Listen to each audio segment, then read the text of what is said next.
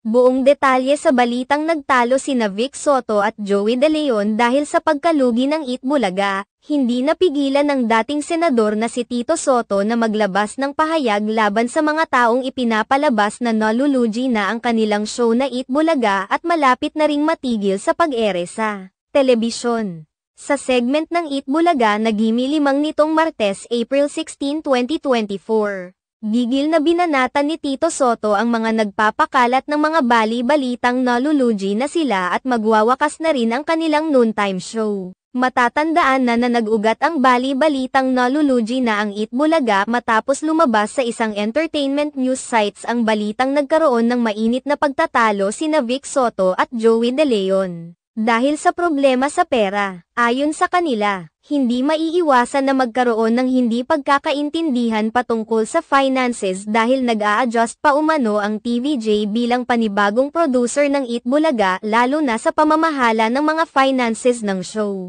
Ayon pa sa naglabasang mga ulat, nagiging mainitan umano ng ulo ngayon si Joey De Leon dahil mas nasasanay umano ito na tumanggap ng pera kaysa sa maglabas ng pera mula sa sariling kaban. Bagamat hindi naman maitatanggi na mayroong maraming commercial load ang Eat Bulaga, tila hindi umano ito ramdam ng production dahil sa dami rin ng kanilang mga gastusin. Kasunod nito, kumalat naman ang mga balitang nagpatawag ng isang emergency meeting ang TVJ at MediaQuest para tugunan ang negative earning ng show ilang buwan na ang nakakalipas. Dahil sa mga usap-usapang ito, hindi na napigilan ni Tito Soto na magbigay ng pahayag upang tugunan na ang issue. Para patunayan na hindi sila nalulugi, handa umano si Tito Soto na ipakita ang kanilang file income tax sa media mula sa BIR. Sa huli ay pinayuhan ni Tito Soto ang mga netizens na maging mapagmatsyag at paniwalaan lamang ang mga balitang may katotohanan.